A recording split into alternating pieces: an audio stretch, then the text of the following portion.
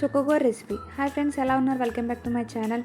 ప్యాన్లో 2 or 3 tea spoons వరకు oil వేసుకోండి. తర్వాత జీలకర్ర, పోపు దినుసులు వేసుకోండి. శనగపప్పు, మినపప్పు, ఆవాలు.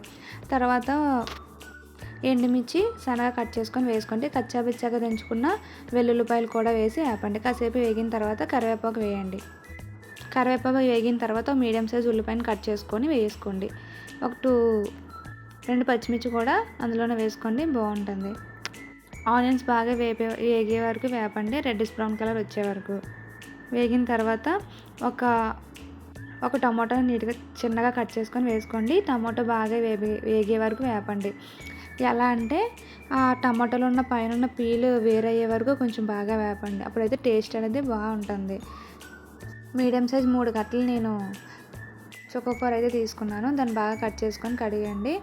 తర్వాత బాగా వేపండి. ఎక్కువసేపు అయితే పట్టదు, 5 minutesలో అయితేనే అయిపోద్ది. చుక్కకూర అనేది ఎక్కువ టైం అయితే తీసుకోదు. అలా వేపుతూ ఉంటేనే మీకే తెలుస్తూ ఉంటుంది, చాలా బేగానే బాయిల్ అయిపోతుంది అనమాట. మీకు ఒకవేళ లేదు ఇంతసేపు వేపలేను అనుకుంటే ముందుగానే సాల్ట్ వేసుకొని మూత పెట్టేయండి. మీడియం ఫ్లేమ్లో పెట్టి చాలా బాగానే మగ్గిపోతుంది. ఇది బాగా ఎవరికి తినాలనిపిస్తుంటే ప్రెగ్నెన్సీ లేడీస్కి, ఎందుకంటే పుల్లగా చాలా బాగుంటుంది. వేడివేడి అన్నంలో వేసుకొని తింటే అబ్బా చాలా బాగుంటుంది. అబ్బా నాకైతే ఫేవరెట్ కర్రీ అయితే చుక్క కర్రీ. మీ ఫేవరెట్ కర్రీ ఏంటో కామెంట్ చేయండి. బాగా వేపుతూ ఉండండి. లేదనుకుంటే నేను చెప్పాను కదా, ముందుగానే మీరు సాల్ట్ వేసుకొని మూత పెట్టండి. మధ్యలో కలుపుతూ ఉండండి. చాలా బాగా బాయిల్ అయిపోతుంది. మీకే తెలుస్తుంది చుక్కకూర వండేటప్పుడు చాలా బేగా బాయిల్ అయిపోతుంది, చాలా టేస్టీ కూడా ఉంటుంది. బాగా కలుపుతూ ఉండండి. ఎక్కువసేపు అయితే పట్టదు, మీకు చెప్తూనే ఉంటున్నాను కదా. కలుపుతూ ఉన్న తర్వాత కాసేపు మీకు తగినంత సాల్ట్ అయితే వేసి కలపండి. మీ కర్రీకి సరిపడా, నా కర్రీ అయితే తక్కువే కాబట్టి కొంచెం తక్కువే సాల్ట్ పడ్డది.